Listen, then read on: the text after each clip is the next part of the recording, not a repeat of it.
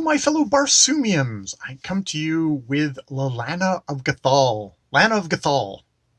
There's two L's there. I want to say Lana of Gthl. I don't know. Lana of Gthl. Lana of Gthl. I'm going to go Lana of Gthl because it's more Martian. This is the number 10 in the Edgar Rice Burroughs Barsoomian series, all set on the planet of Mars, a science fiction fantasy Mars, which has giant multi-limbed green aliens, red Martians, black Martians, white Martians, yellow Martians, and all sorts of fearsome creatures, often with multi-legs. They seem to have all been kind of descended from insects. The inhabitants of Mars are all oviparous, a word that will now be burned in my head, meaning born from an egg. Yes, all the humans, all the humanoid creatures on this planet are born from eggs. Deja Thoris, that hottie that John Carter loved so much that we only gets mentioned in Lana of Gthl, was oviparous, very hot oviparous babe. So yes, Lana of Gthl.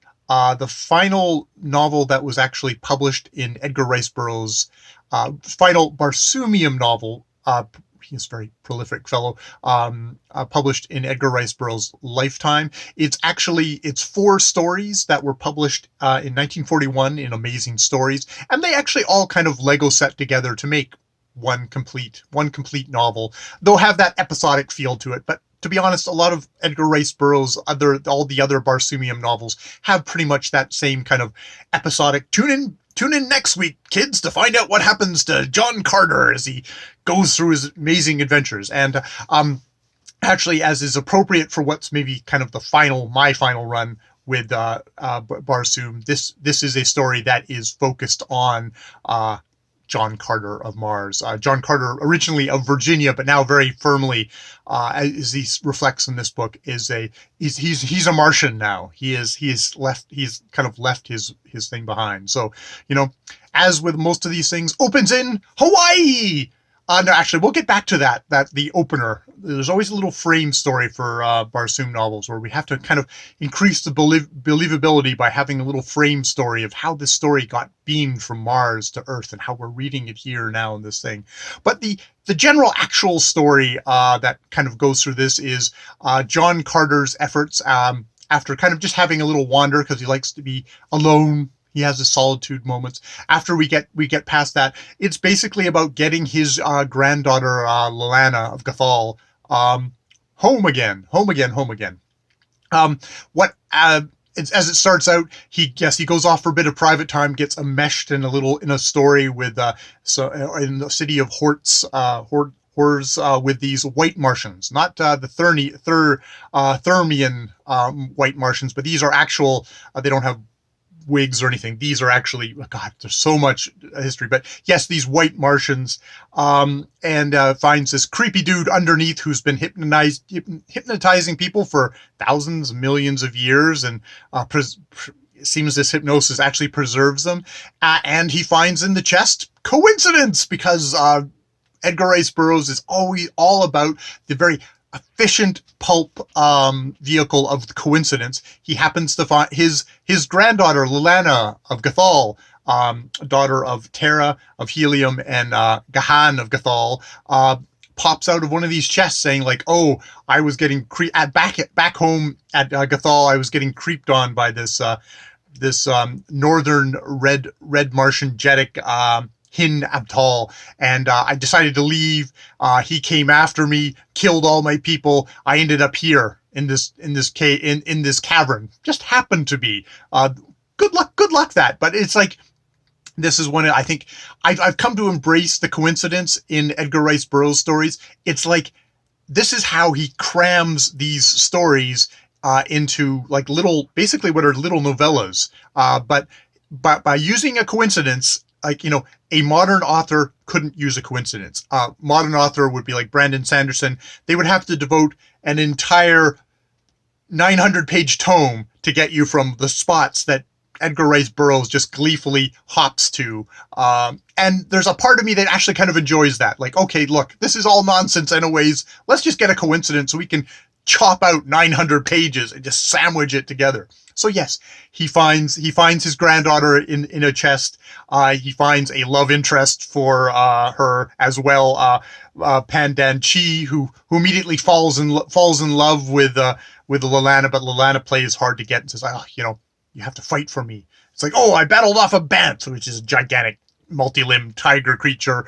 It's like, or lion creature. It's like, "Oh, you've only fought against an animal. You have to fight against men for me." So she's playing hard to get. And John Carter's like, "I don't understand these women," which is, his usual thing. This is more fun, more of the stuff that I expected from Edgar Rice Burroughs. There's the Black Pirates of Barsoom, which are these firstborn black Martians who we get a recitation yet again of the kind of the creation story. This idea of there's a tree of life with all these little kind of baubles hanging off of it, and they dropped off the thing and they bounced around. And one of the first ones that opened, at least according to the Black Martians, was a black Martian, and he popped open and opened that, and all his mates came out. It's sort of like, everyone's oviparous and they all come from eggs, so it's kind of an interesting creation story, and views like all the other races of Mars, that they all evolved from like, white apes and stuff like that. Terrible kind of, that kind of lower evolution. So they've got the superiority thing. But yes, it's another one of that. So they get captured by them, and then the next part 3, there's this whole thing with Hin Abtal and him capturing them, and he's of course bent on world domination, and he's frozen a gigantic army of soldiers in his northern reach, and he's going to sweep down and get everybody, but he's a coward and is not really good at a lot of stuff. And then in the final section we get Invisible Men, which I read a review somewhere where they were like, "Oh, Invisible Men, how unrealistic." It's like, there's telepathy, there's everything in this story is unbelievable, and all the coincidences that happen are just are laughable, but you just kind of embrace all that. So I'm really surprised coming to number 10 of this series, just how consistent it is. I mean, maybe that's probably one of the reasons why this series probably fell off in popularity as it went along, is like, this is 1941, and I think we started in, I'm trying to remember what year now. It was like the 1950, year up here where the series started, but it's like it hasn't actually changed through all this time. It stayed the same. Well, probably, all around it the world has changed, and so I can see that. But really, if you go into this series, I find, like, if you like book 1, you're probably going to like book 10.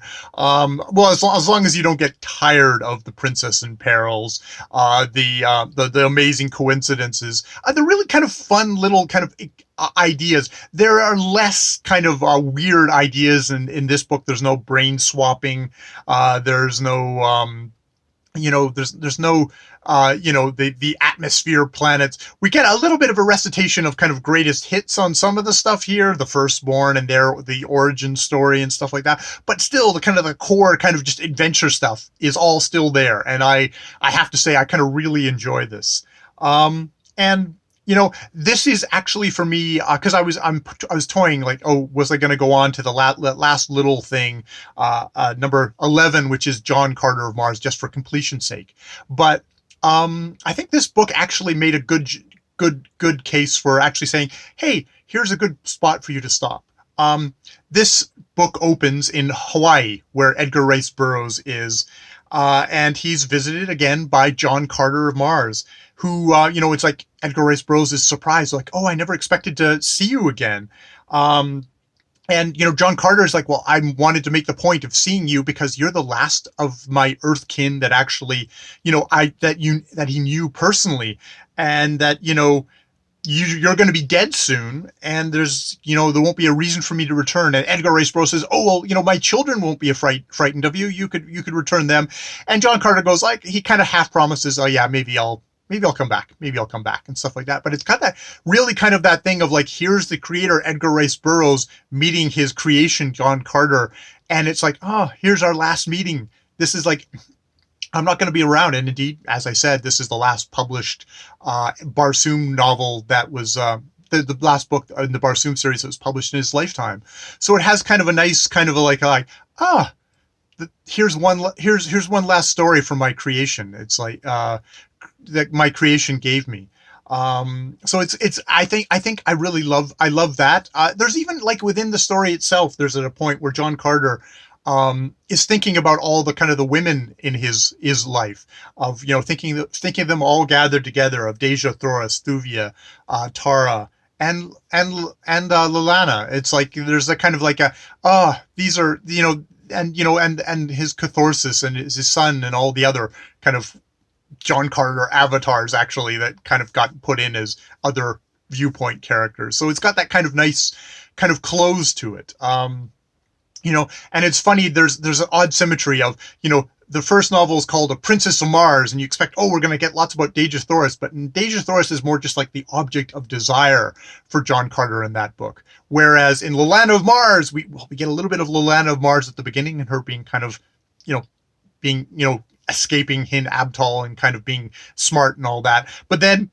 no, it's all about John Carter trying to find his granddaughter and rescue his granddaughter and get his granddaughter home for safety, and possibly having to pretend to fall in love with a woman who of course is falling in love with him. But there's actually a nice little switch on that one, which is like, okay, Edgar Rice Burroughs knew that these were tropes and were cliches, were things that got done a lot. So he kind of like did a little reversal there, which was like, okay, that's nice. That's nice. He's a smart. Edgar Rice Burroughs is a smart creator who's aware that he was using this stuff, that he was aware that he was toying with his audience. He's aware that he was making all these silly jumps, but he was doing it for a reason, for that kind of ruthless pulp efficiency, that fun breakneck speed that we're not going to slow down to explain all this dumb stuff. We're just going to let it be a coincidence and keep on going.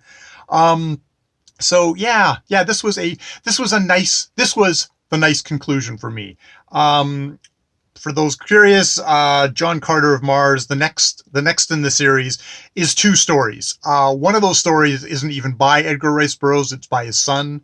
The other one, it's a Skeleton Men of Jupiter, which was published in 1943, was going to be like Lilana of Mars. It was going to be part 1 in a 4-part thing, which was going to, so it never got completed. It's basically the start. It sounds like it's just basically the start of the story. Maybe it has a little wrap up in that thing, but this feels so lovely as this thing of John Carter coming and telling his creator, one more story. Let me tell you about Lilana of Gthl. And then it turning out to be just a whole big story about how John Carter rescues Lilana of Gthl, which is the usual thing. But yeah. So that was my Barsoom series read for this year. And if I pump out like all the other videos that I have on backlog here because of various things have just kind of lay fallow in my computer, this will also come out tomorrow. I don't know if it'll come out tomorrow. Synthetic Men of Mars will come out tomorrow. Maybe this will come out tomorrow too. I'll just flush everything for the start of whatever the new year brings me. I've been thinking about that, and I'm sure I'll have thoughts on that that I'll either share, or you'll just sort of see the results of what I decided in the coming year. But yes, thank you, Edgar Rice Burroughs, in a real dumpster fire of a year. That was 2020. Having these novels to read was a lot of fun. And thank you to the OG, if disappearing people who started the Marsathon read along, which kind of became the my Barsoom, just me reading Barsoom novels by myself, which I'm fine with. I like standing in this room and just talking to myself. Yeah, so Pints and Paperback and all the other fellows who started out on this journey and then immediately dropped off for their own reasons. It has been a dumpster fire. For whatever reason, this is what I needed right now, and I'm very grateful for that. So thank you to Edgar Rice Burroughs. Thank you to the fellows of Marsathon. Thank you to people who watched these videos and enjoyed them. And maybe who didn't enjoy them and rolled their eyes and were like, oh my God, he's still going. Yes, thank you to all you too. All right, more videos later.